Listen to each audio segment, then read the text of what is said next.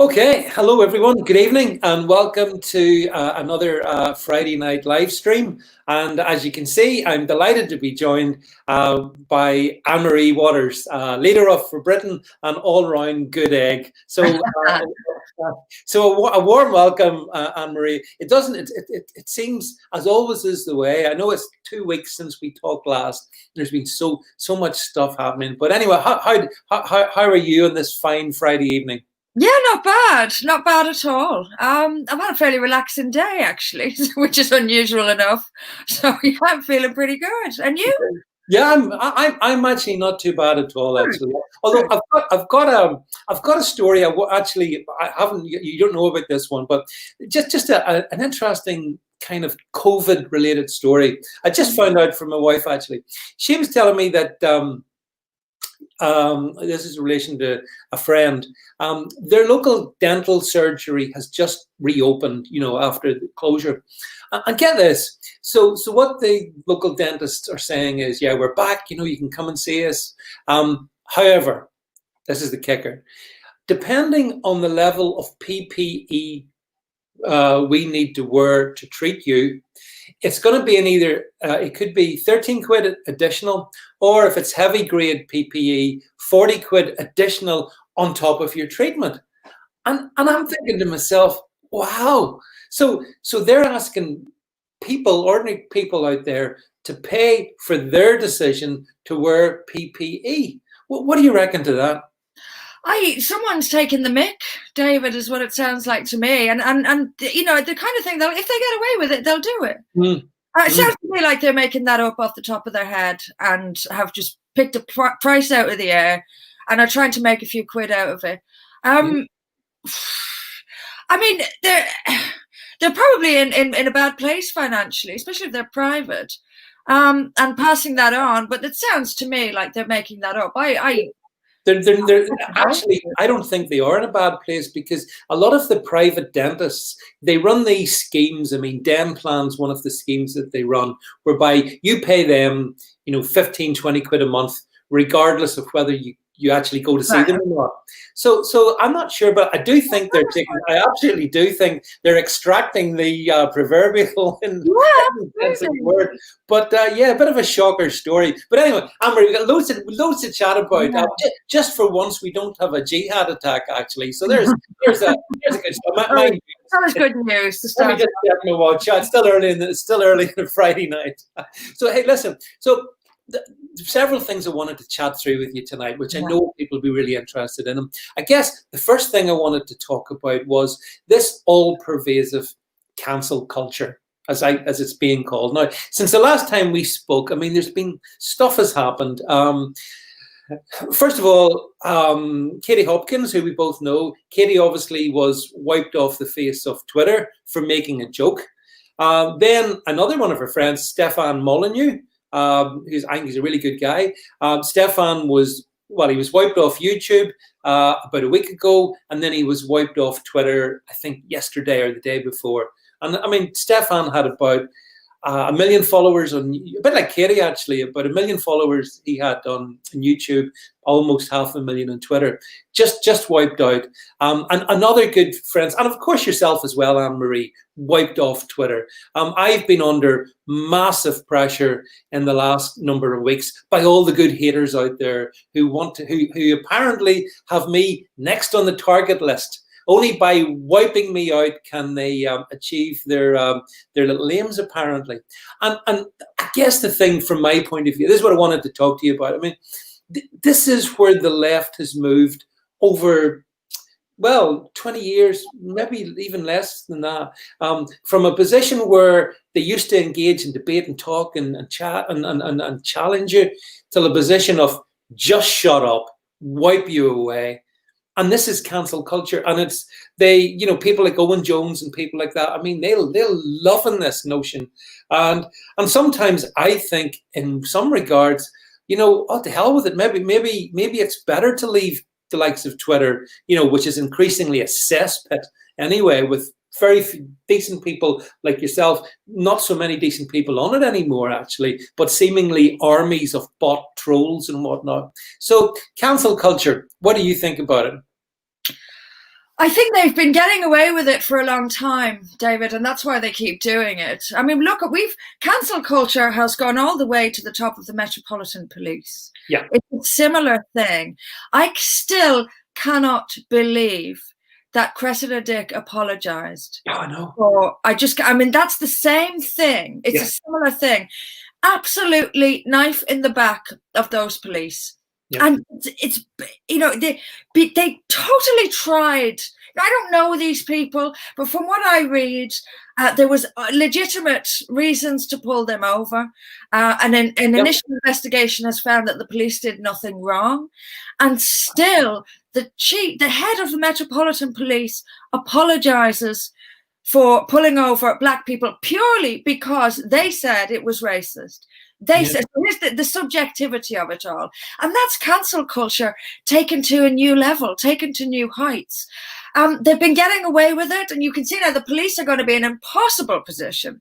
No, they won't go near a black suspect. I mean, a black person is going to have to be committing the crime right there in front of the whole world for the police to go near them. And even then, they'll probably think twice about it, because there's simply no reality. When it comes to racism, there's no objective reality. If a black person says you were racist, then you were racist. And that's it. And that's been taken now all the way to that extreme. It's the getting away with it that makes it worse and worse and worse. Yes. Yeah. They've been censoring people for years. They've gotten away with it. So they knock it up a notch. We've gotten away with that. Let's try this. Let's try this. Let's try this. We're at the point now in America where they're taking over parts of cities, and the police let them. That's how much they're getting away with it. So we'll push our luck a little bit extra, a little bit more. They will eventually be left with nothing but themselves. And Twitter is turning into, like you say, it's full of bots. It's full of trolls. It's full of people with 20, 30, to even hundreds of accounts spreading misinformation deliberately. So I read a fantastic book about this. I cannot for the life of me remember it now.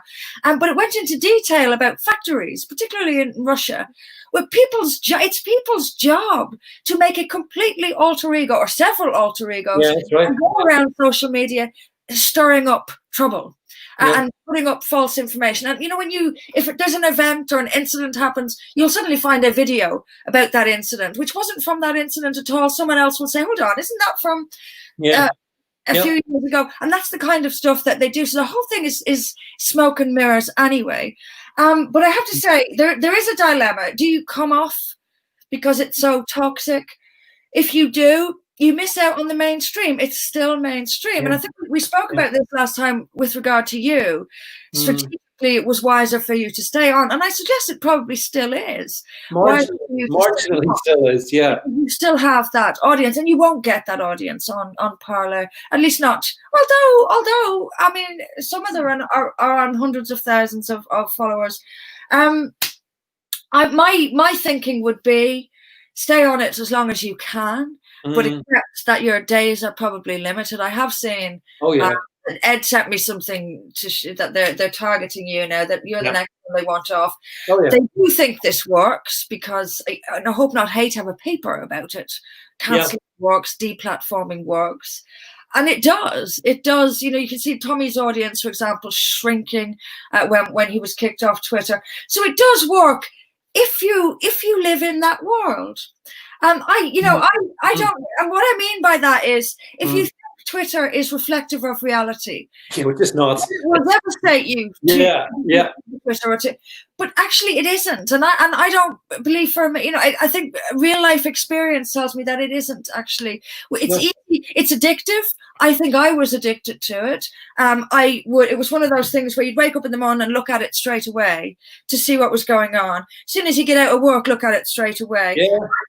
Looking at it and dropping out and saying, what's going on there? And you realize that actually this thing is taking over your life. So it's kind of an addiction. It does release dopamine, which is what most addictive substances do. So you can find yourself getting pulled in. I think for you, I think you're on your last legs. If I'm even really frank, I think they're going to get rid of you. If they've made you a target now, they're going to get rid of you. It'll probably feel a bit devastating if and when it does happen. But it could be one of the best things to honestly. I mean, not being on it is a gift to me. As a person, personally, politically, it's damaging, but personally, It was wonderful. And it's also made me go out now. Next week, I will be out on doorsteps every single day in Hartlepool. That's what it made me do. So in many ways, there's always an upside. But I think, one of the things you said there, Anne-Marie, which is so true, is Twitter is not real life. And that's why, if you see it, you saw it last December in the run up to the general election. It was, Jeremy Corbyn. Jeremy was going to win based on Twitter. And it didn't happen. And similarly over Brexit as well. If you'd have believed everything you saw on Twitter, we were always going to remain. I know we haven't quite left, but so you're dead right. Twitter is not real life, and you're right. There are also all these bot farms in China, in Russia as well. I think it always amazes me. Pakistan, I think as well. All I have to do is say something pro India, and instantly these accounts, Anne-Marie, with like no followers, instantly pop up to say, oh, racist, bigot, / xenophobe, whatever, leave Pakistan alone. You just sort of think this is not, it's not the real world. So actually, in many ways, I'm not in the least bothered. I've got a decent profile in Parler. I can do other things. I've got, of course, significantly alt news media. So but I think the thing is, Anne-Marie, if you go back in history, this is maybe the bit that worries me most. So we call it digital cancel culture in 2020. But, back in the 1930s, they did the same thing. People, Stalin did it, Hitler did it. These tyrants of history removed groups of people because they didn't fit in. And it's not exactly what's happening to us, people like you, me, people watching this. We're the people that they want to remove. It's the same thing from the 1930s. And it makes me wonder, is fascism on the rise? Only this time they're calling themselves anti-fascists. What do you think? Well, I've been talking about what I call left-wing fascism for quite a long time, and people keep telling me there's no such thing. But as far as I'm concerned, they've created it. This is fascism, but without the nationalism. That's the only element of, and I mean, let's face it, fascism can't just be Mussolini and Hitler. No. It's not an ideological, and it's one that evolves like all ideologies. The left wing have adopted it, and you're absolutely right. If they could, you know what, David? And I don't mean to hype it up or sound. I genuinely, if they could kill us, they would. I'll do it. I have no doubt about it. If they could kill us, they would. And it is what the communist state. If you take the Soviet Union, for example, the people they sent to the gulags, it was death. It was death, or a fate worse than death, actually. Part of it, of course, was just to make up numbers because they had a quota to meet, and for that, innocent people were sent to gulags. But that was what they did. It was your thinking. What you thought was that, first of all, they'd label it hate, or you're a troublemaker. All of this sounds familiar. You're a troublemaker. The same with Islam. Islam is peace, yes. Peace because no one is allowed to dissent. And any dissenter is killed. So when all dissent is gone, you have peace. And it's the same kind of thing. They want utopia. They'll reach utopia, but by getting rid of dissent. When everyone agrees, we will all be it'll be peace. And it's basically the same as Islam. And people to ask me, how is the left in the bed with Islam? That's why they're the same. They're basically the same. So yes, they do want rid of us. And as I think Pamela Geller put it well, she said they could execute us if they could. So what they do instead is execute our reputation, execute our ability to live. I have a bank account, yes. But it's difficult. Sharia watch, for example, I couldn't get a bank account. Often very simple things like PayPal. I'm banned from PayPal. I used to make me too. Also some of my income from PayPal, and I'm not well off. People think we make a lot of money from this. Actually, we probably lost more money than we've made over the years of doing this. And I needed that money. But now PayPal, with a click of a button, cuts me off. And they will do that with, and if we end up with a social credit system like China, at one point they'll be able to cut off our electricity if we don't fall into line. And I'm not, joking. That's where we're going. I think it's that's very wise what you've just said. That's exactly what digital death, which they can do, so they can wipe us off platforms and stuff. But that's only step one. Step two then is, they can financially starve you.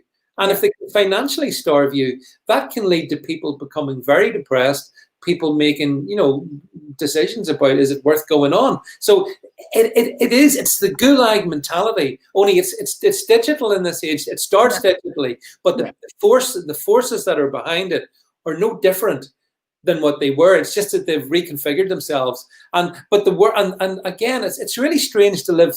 You read history, Anne-Marie, and you read the history of what happened back then. And you think, how did people ever let that happen?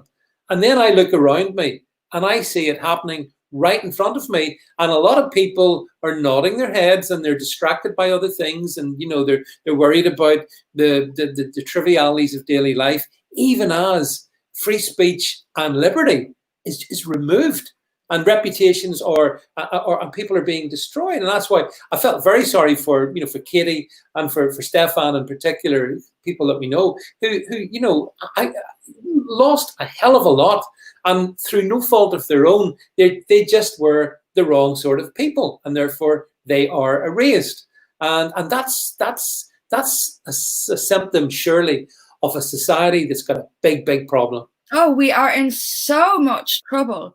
We are in so much trouble. I am very optimistic. I believe that we're going to pull through this.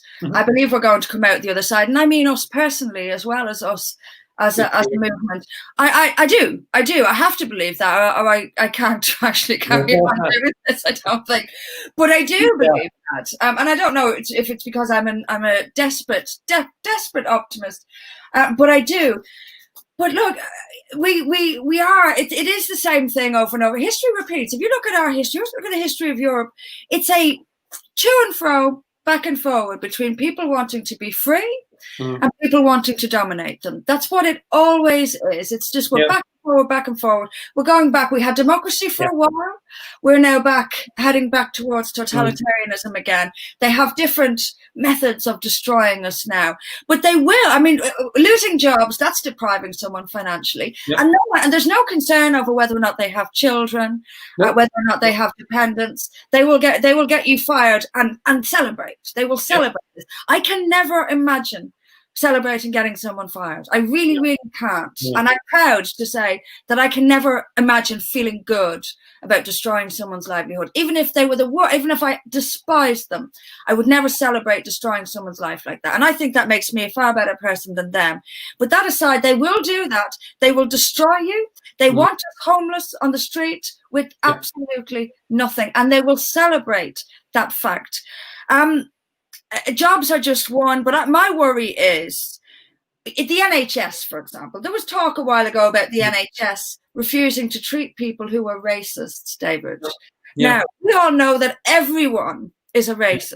Yes. Everyone ever who isn't a leader of Black Lives Matter or apart from them, Black Lives Matter. And I do mean literally kissing the feet of Black Lives.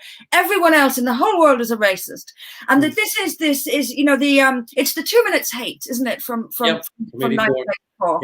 It's the racist. Everyone wants to avoid being called a racist. Everyone. So you've got school kids who are terrified of saying the wrong thing in case they're called a racist. We have adults terrified at work of saying the wrong thing in case they're called racist. We have the police not arresting child rapists to avoid being called a racist. We have politicians doing so all about it, because that means death.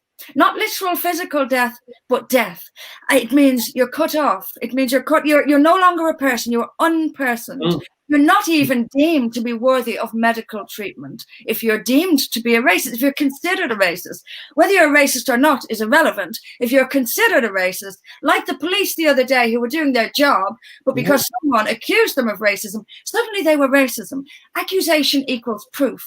And that's when we get rid of law and order breaks down. Accusation equals proof. You are guilty if you're accused. You are unpersoned and you are cut off. And they don't care if it kills you. They don't care. They don't care if it starves you. No, you're right. And going back to that case in London that we started off talking about with the police. I mean, if when you really step back and examine that one, Anne-Marie, it's really disturbing because, as you say, the police, seemingly based on what they said and the body cams and all the rest of it, these people, they refused to stop. They were driving erratically the other side of the line, perfectly within reason to pull them in. And yet, because, well, I think both of them, but the female athlete, whose name I forget, she said, I never heard of her before. I hope to never hear from her again. But because she screamed the word racism, Cressida Dick metaphorically got on her knees and apologized, thus basically invalidating the rule of law in London, where there's a lot of crime coming from the BAME community. Matter of fact, that's not an observation. That's factual. And so, you know, where does it go? So if the police can't do their job, and we're seeing this in the States as well, in Seattle and, you know, Portland and places like that. So we seem to be living through an age, Anne-Marie, where the criticism of racism is now so powerful that the police can't operate, the authorities can't operate, the law can't operate. Where does that one end? I mean, I don't know. I mean, do you know what I saw today? Joe Biden on his knee. I saw it. Yeah. Yeah. I mean, while we have Trump at Mount Rushmore saying we take a knee to nobody but God, what a distinction to see Joe Biden on his knees. Where does it lead to? Do you know what? Lawlessness, a complete breakdown of society. That obviously leads to crime. You know, people, we're very conditionable creatures, and society is what it is. It's ordered because we've agreed to that order. There's an unwritten agreement from us all to behave in a civilized way. A small number step outside of that, and most of the time find themselves in trouble with the law for it and end up getting into trouble for it. But we have basically an ordered society, which is we're used to, we're structured, we're conditioned by it. If everything breaks down around us, it won't take long for us to break down with it. No. It really won't. It's very, to me, an ordered society is very, very fragile. And when the building blocks that keep it in place, like the police, are disempowered, and you can almost take it, it's almost like that game where you pull little blocks out and until the whole thing falls down. Pulling the police out is one of those little blocks, and we're wavering, we're shaking. Mm-hmm. You can take out one or two more blocks. Actually, maybe an increase in crime is another block, which is caused by that. And then the whole thing starts to shake. We end up with absolute chaos. What I hope is political upheaval. To me, that's the best end result of this. I hope there is a great deal of violence, but if we continue in the way we are, violence seems inevitable. At the end of that political change, a complete political restructuring, when we get tired of the violence, I think that's generally the cycle.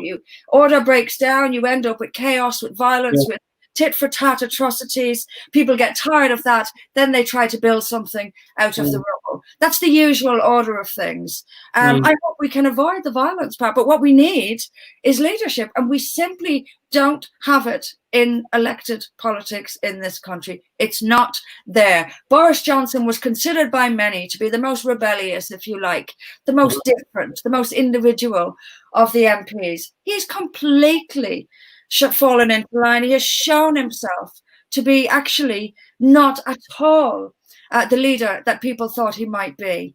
It was all bravado, frankly, beforehand. Now was the time for him to step up and be a leader, and he failed. Yeah, no, I completely agree. But actually, Anne-Marie, that's a brilliant segue into the next topic, which actually follows from that. You see, back in December, I guess a lot of people voted Conservative.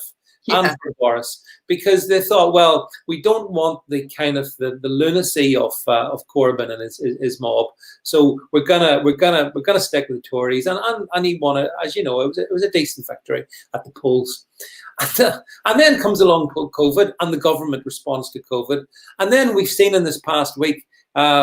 The Chancellor, Dishy Rishi, according to Katie Hopkins, good one-liner from Katie. Dishy Rishi has come out with incredible levels of expenditure, just spaffing the cash up against the wall on the basis that somehow this is going to save jobs and save employment. But I am a fiscal conservative, with a small c. I believe in financial prudence, and you shouldn't really spend more than you can. It's just like in your personal life, it's the same thing. I agree with that. I agree. And yeah, we can prioritize certain things and all. That's all fine.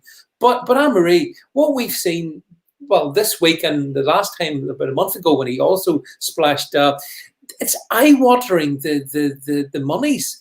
And it also annoys me because it's like the government created the bloody problem, because I totally disagree with what they've done and have done all along through COVID. Massive overreaction, blah, blah, blah, blah, closing down whole sectors of industry. And now what he's doing is, and it's almost cynical. Going back to your point, it's cynical. Okay, so we can go out for the first 2 weeks in August, Monday to Wednesday, and get your up to £10, get your meal for half price or whatever. That ain't going to save the economy, is it? He's making it look very easy. These, like you say, mouth-watering or eye-watering levels of money he's throwing around. And he's making it look really easy. And he's giving out this impression to the public. So don't worry about it. Yeah. Yeah, 40 billion. It's for, listen, don't worry, we're fine. I'm thinking, are we? I'm not quite sure we are fine, because you keep throwing money around, and it is. It's like if I was in a household with him, and so if he was my husband and he was saying, "No, listen, we can buy this, and this. Don't worry about it. It's fine." I'd be saying, "Hold on, where are you getting all this money from?" And no, it's fine. Honestly, look, just enjoy it. Let's enjoy it. I could easily say, okay, great, let's enjoy all this money. But actually what I'd be saying is, hello, where are you getting all this money from? And he is making it look really easy, like it's nothing to worry about. Yeah. We were 85% of GDP in debt before coronavirus, David. 85%. Now we're on 150, 160%. Yeah. I mean, you can't pay that back. It's important. The whole thing is ridiculous anyway. All the debts the world is in, none of them are ever going to be paid back. It's all a farce. And at some point, someone's going to stop loaning. So everyone is borrowing to pay back their debts and borrowing to pay back that debt, and everyone is borrowing to pay back their debts. At some point, someone's going to say, no more money, no more loans. And then everyone is, it's the whole thing. We're living on a meringue.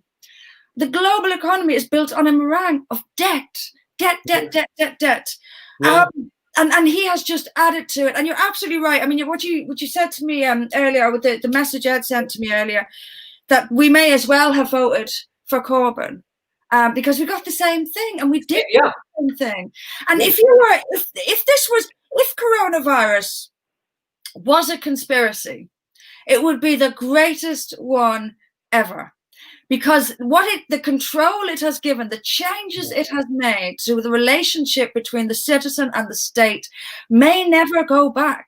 It really may never go back. Yeah. The state now has a financial interest in most of the businesses in this country. Yep. Really. They genuinely do. Businesses most businesses have state involvement. That wasn't necessarily the case beforehand. So the state influence in the economy now is much bigger than it was. And what happens when you owe someone money? They have a hold over you. They have power over you. This country owes pretty much everyone in the country now owes them government money of some kind. So they have this control. They have a stake in all of our lives. And that's a part of control they got very conveniently through this. Of course, there's all the rest of it. They currently have the ability to tell us to stay in our houses and who we can meet. They still have that ability. No, never, ever in the history of this country has a government had this kind of power and control. And it includes economic. They own us economically as well. But the thing is, it's so ironic. This is a conservative government which has got, as you said, all this control over us that the likes of Labour under Corbyn dreamed of. But not only that, but they've gone so much further beyond. So it's very disturbing. And I completely agree with you, Anne-Marie. I don't believe for one moment that things are going to be going back. That's not what the plan is. The plan is things will move forward. And we have all this farce about the new normal. which is abnormal. But there's no intention of things to go to go back to what they were. And again, you're right. So many businesses in the country are reliant on government. Yeah. So the government control is massive, but it's also ruthless, because at the same time as they're bailing out some companies in some areas of the economy, they've absolutely shafted the airline to tourism sector. I mean, I was talking to someone who owns a little tourist shop store, and they employed 6 people pre-COVID. Now it's down to 1 person. So 5 people have been let go, and that's just one little sort of, one small company, small little business. But I'm sure there's many like that around the country. So the government is ruthlessly wiping out parts of the economy. And at the same time as it's splurging cash, and it can't end well. And yet, I reckon that Dishy Rishi is being lined up to succeed Boris, because he gets a really good media, doesn't he? The media love Rishi and his, he's gonna. I mean, the Sun newspaper, which is an oxymoron, but anyway, the Sun newspaper glowingly writes, we're getting a half. He's giving us a free. He's giving us a free meal. Don't they understand? Where's, as she said, did they think the money's coming from? The country is living above 100% of GDP, 150, probably go above that. Do people not? Are people so thick they don't understand that? people. You know what I was going to say. Yeah. Let's just deal with it. Yes, they are. Look, people are, a lot of our childlike characteristics we never leave behind. And governments know this. And politics is really human psychology. It's an exercise in human psychology. People want to be protected. That's a childlike characteristic they never leave behind. They look to leaders. They don't understand that the leader, they don't understand their own role in looking after themselves, a lot of people. A lot of people are very content to sit back and childlike allow the government to look after them. And in a childlike way, when you're a child and you look at your parents, if your parents, it's almost like having a dog. I mean, if there's a noise, my dog will look at me to see if I'm reacting to the noise. And if I react to the noise, my dog will know there's something wrong. If I don't react, she'll know there's nothing wrong. It's a similar thing. If the government looks all cool and relaxed about this, well, then people are thinking, all right, then, well, I trust the government. If they're saying it's okay, then it's okay. They don't, realize that governments are made up of people who don't necessarily know what they're doing. Yep. And that every disaster and catastrophe other than that caused by Mother Nature has been caused by governments not knowing what they're doing. Yep. So having that sort of blind faith in government is very naive and a childlike characteristic, but one that is very, very common. And I would even suggest is the majority. It's very difficult for people like ourselves to start to question the mantra, to ask the difficult questions. It's so much easier. It's almost like us, David. It's so much easier to believe that we're racists and fascists than to actually listen to the difficult truth we are telling.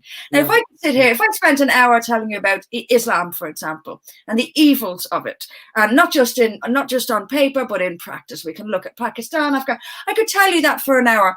You could sit there horrified by this and think that can't be true, that's too awful to be true, which is a reaction I always got actually when I talked about it.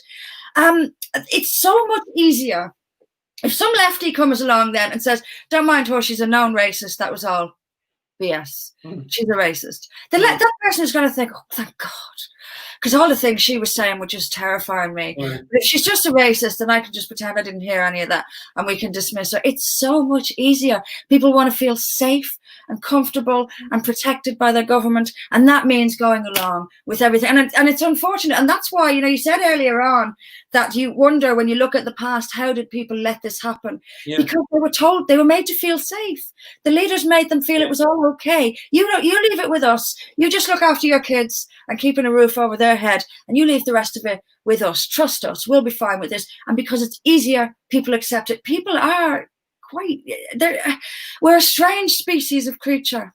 And I agree, Anne-Marie. One of the things that is maybe very understandable, is young people. So young people in their late teens, early 20s, they also seem to go along with this hook, line, and sinker. And yet it's going to be young people in the next 6 months, their ranks in the unemployment stakes are going to rocket.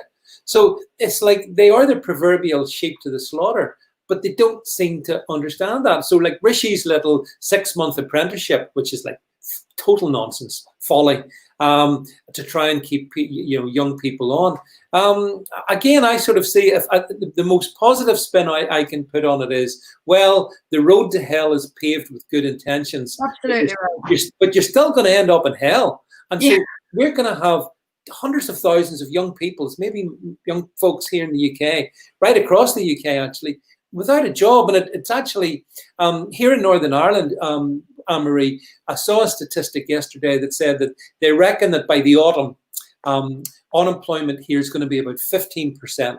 Now, 15%, it was last 15% when I graduated, the year I graduated. Yeah, 15%. A couple of years ago then. Yeah. So that was a long time ago. And it's going to go back there, and it could be worse because obviously, the economy's moved on in different areas. So I just think that I agree. Too many people they're conditioned, though, I think, Anne-Marie, are they not conditioned to accept hail the state, hail the wise. Absolutely. Absolutely. And that's the problem. And that's going through their school, it's going through, and particularly university. I have to say this, Anne-Marie, I don't know if you'd agree with me. I'd like to see 80% of the universities wiped off the face of the UK.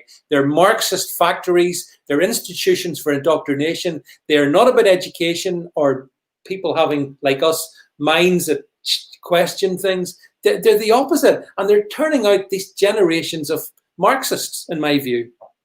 They absolutely are. I mean, it's rampant. And it's not just, we're not talking about sort of minor universities. All of them.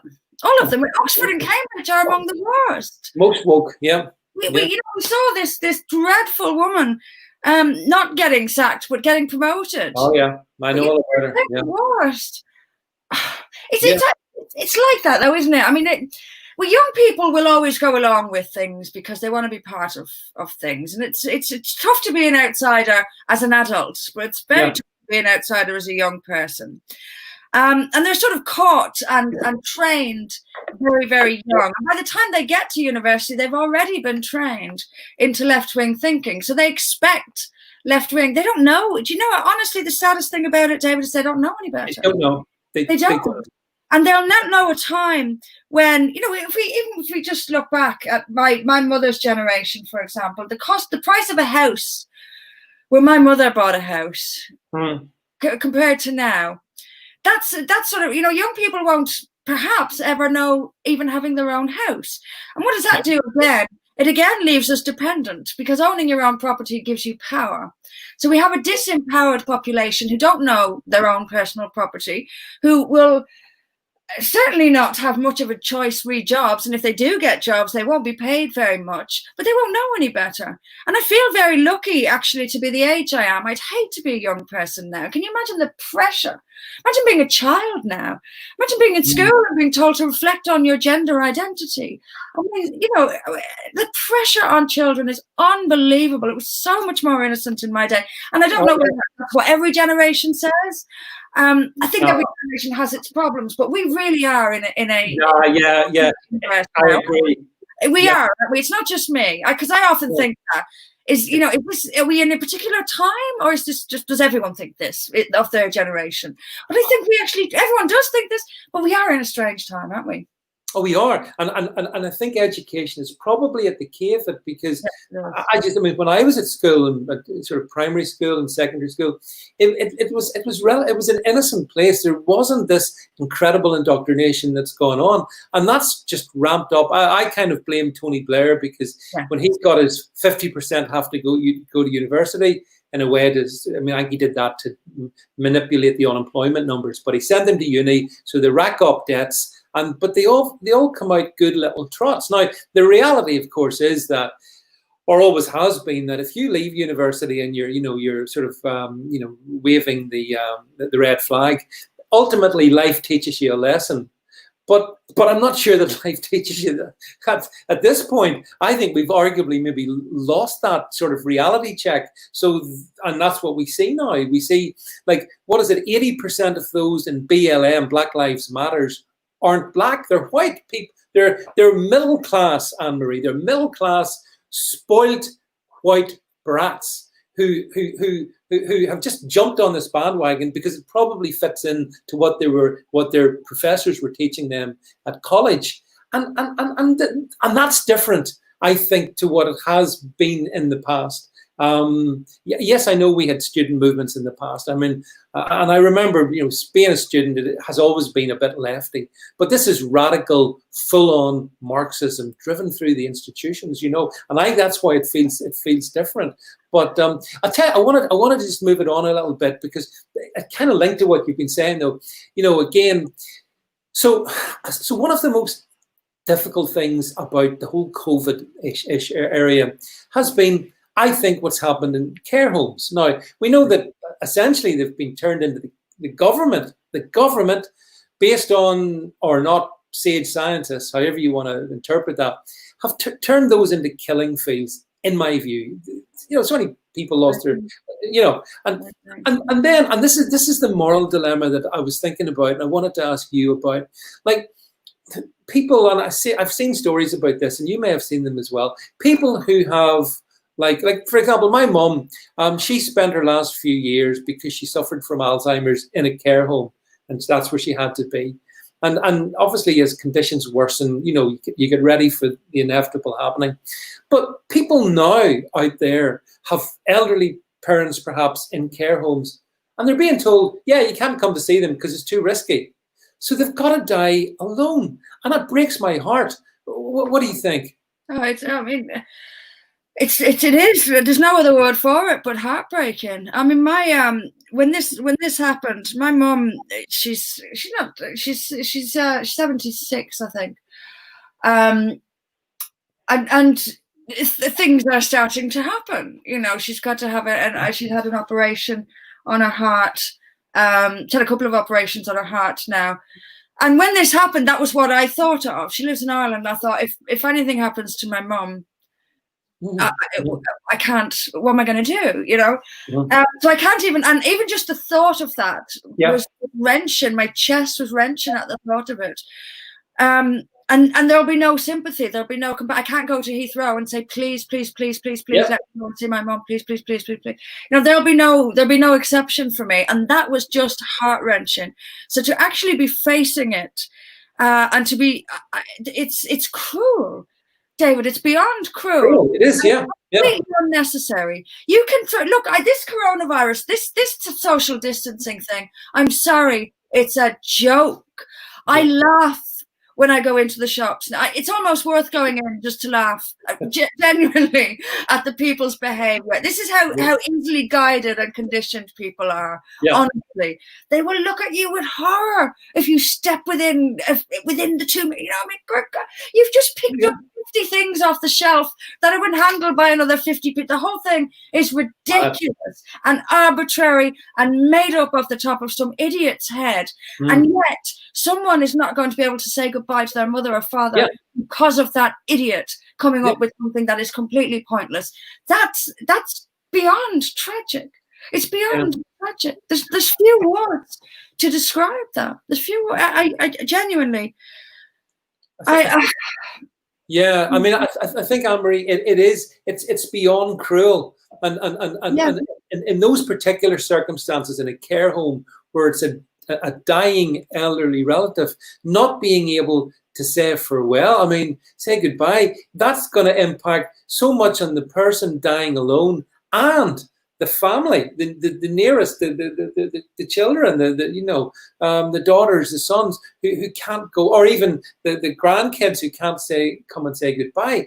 And what really riles me is that, as you said, some idiot or somebody thought this up. Somebody thought this is a good idea. How could you think that? They don't care. Whoever came up with the social distancing thing, the whole thing is such an obvious farce but it has real consequences, and the real consequences are this. But there's no uniformity to it. There's no science to it. And I'm no scientist, but I listen to people who I think probably got head on the shoulders. Do you know who Vernon Coleman is? Yeah, I do. Yeah. I haven't seen all of his videos. Some of it may be a little bit out there. I've no idea. But what I have listened to from him, I believe him.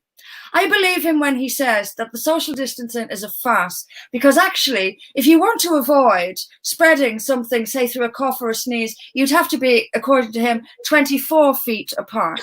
So, we're 2 meters, Germany is 1 meter, and Denmark is 3 meters, and France is it's a joke.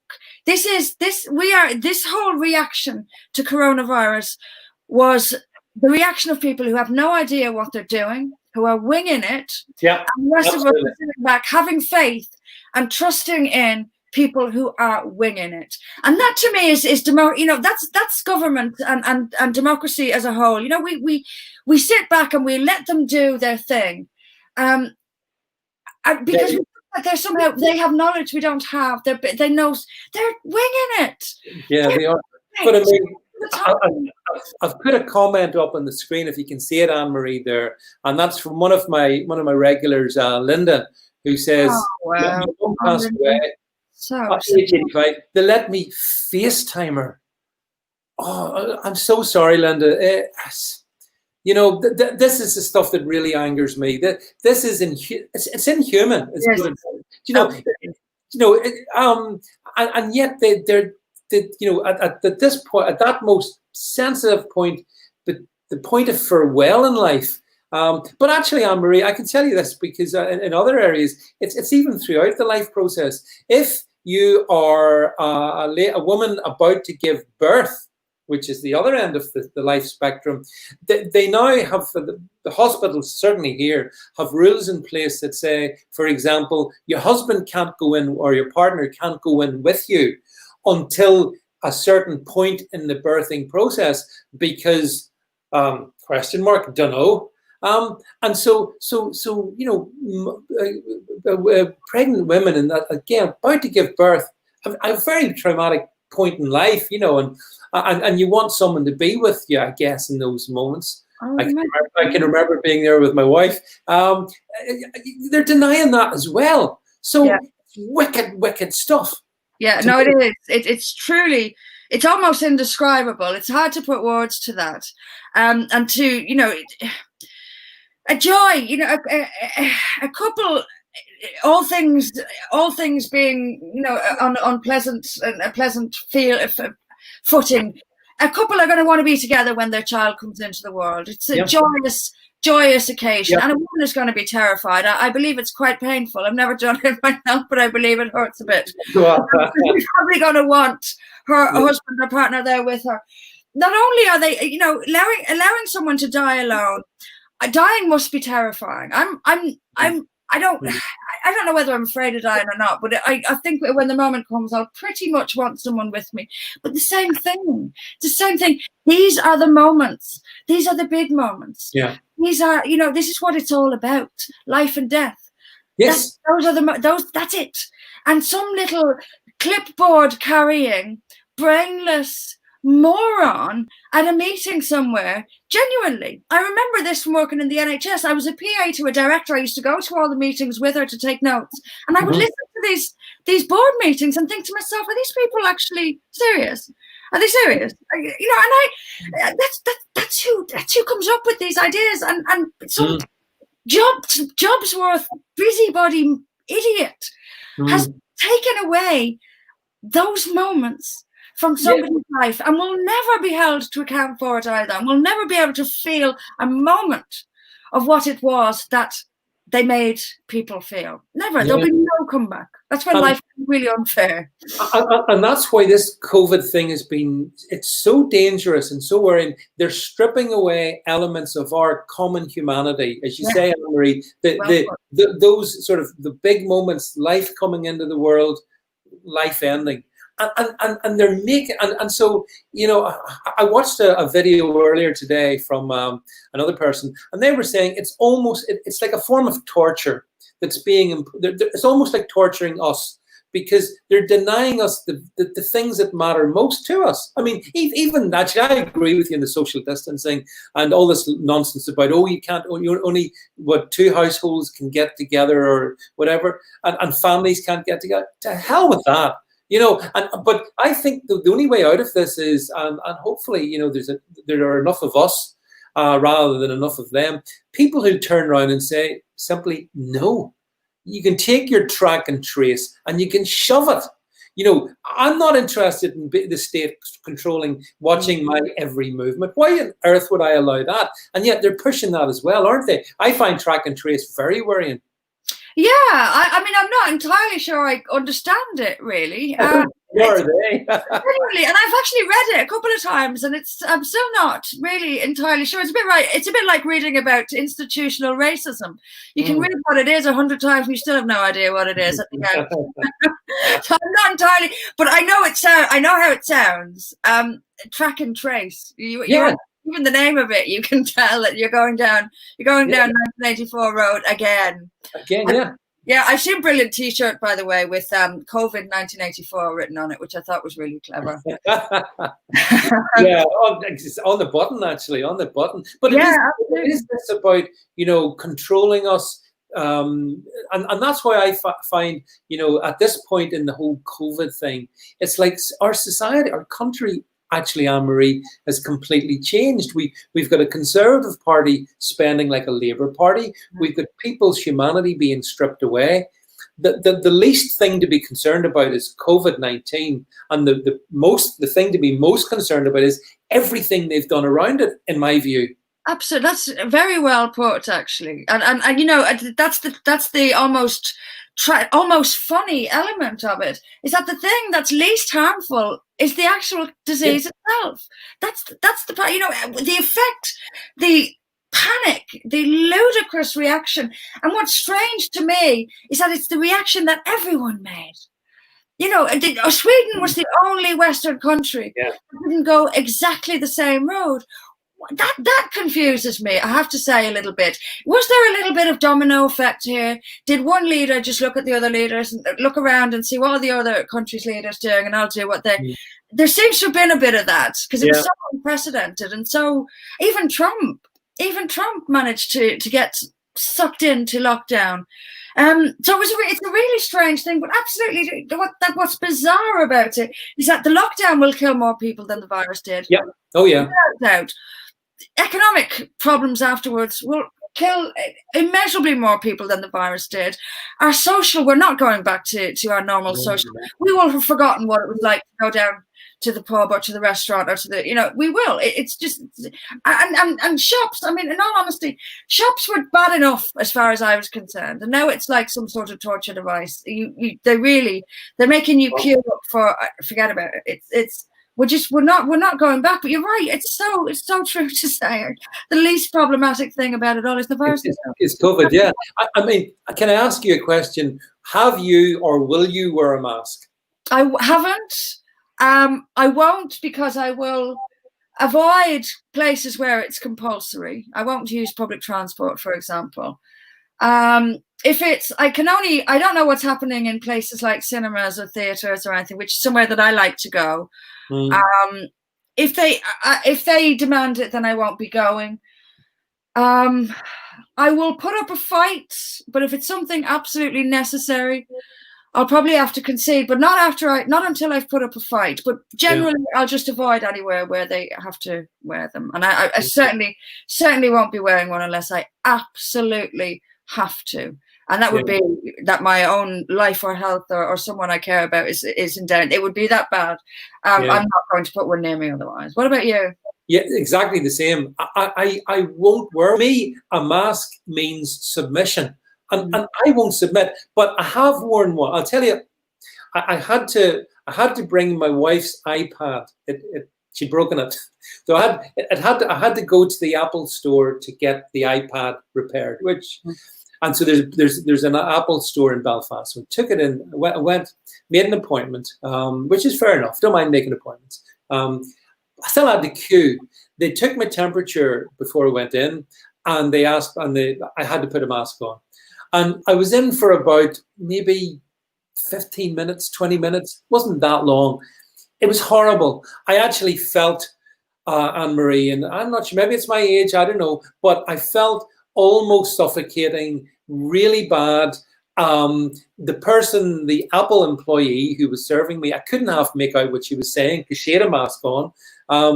And I just thought, I mean, I'll never go back. I won't go back into an Apple store. I'll buy online if I need to do that. I will not subject myself to that humiliation, actually. But I do think, I think the masks is a trial run for something much, much worse.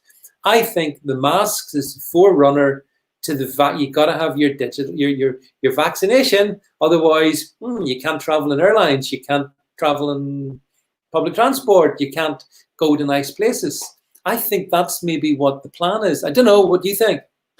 I mean, there's certainly the opportunity to use this to enforce all sorts of control, like the Chinese social credit system, behave yourself or else. And they'll make it, of course, your choice.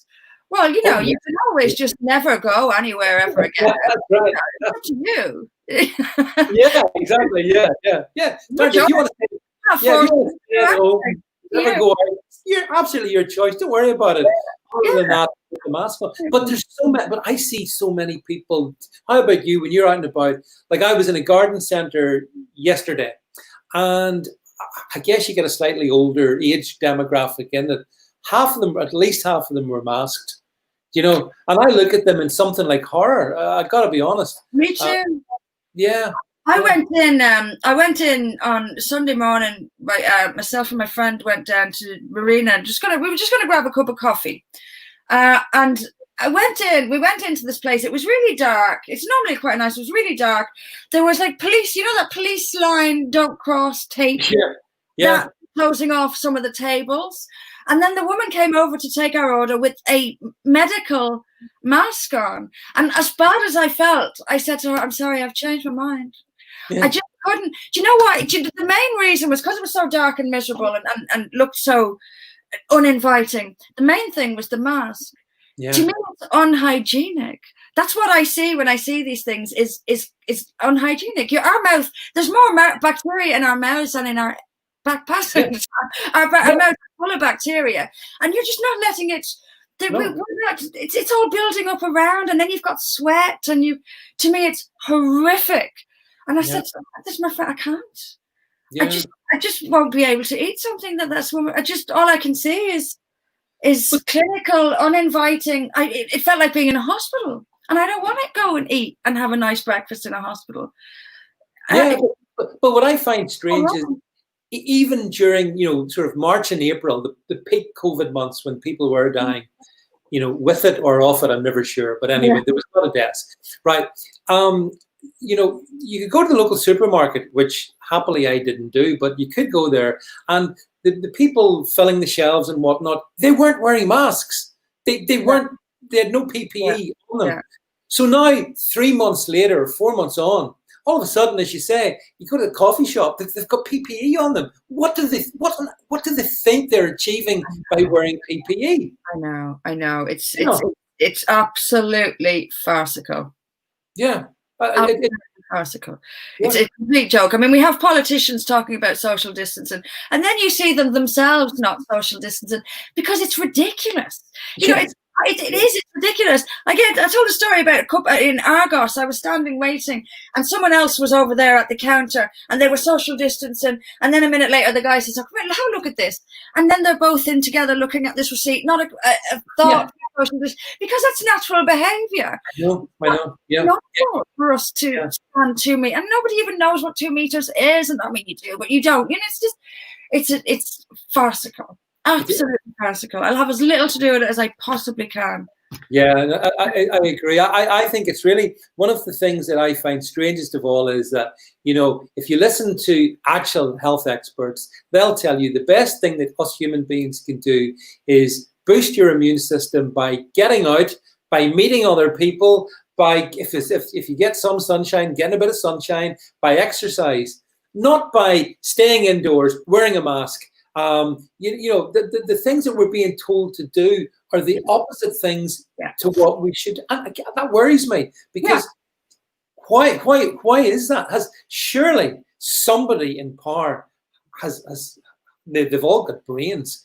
Presumably, someone's thought, why is that? Why are we being told, and why are we telling the population to do stuff which, for elderly people? I mean, we've petrified, Anne-Marie, a definite section of the older population, 70 plus. Half of them, I think, are afraid to go out the door still.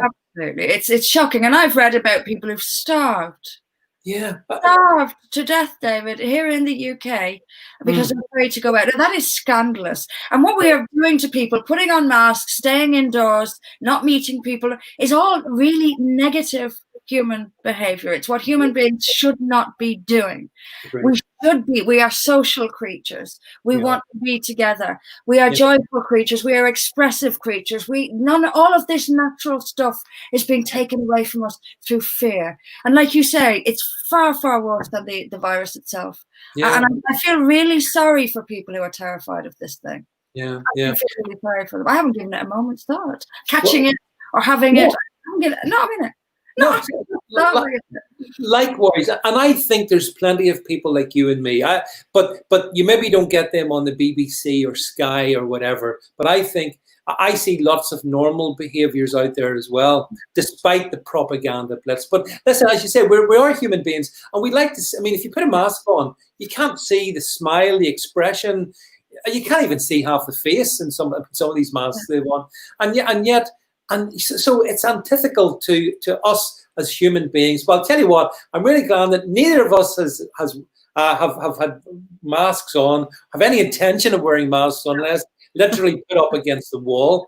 So therefore we can see each other, and therefore we can smile and we can laugh, and like everyone else, we can be just normal human beings. Anne-Marie, the hour unfortunately has passed really quickly. But listen, thank you very much for being here with me tonight. It's always a complete pleasure to speak with you. So listen, thanks for being here. Thanks everyone for all your comments. I see them all on the stream here. Thanks for being with us this evening. And I shall return on Monday night mask free. In the meantime, have a good weekend, everyone. Bye now. Cheers, David.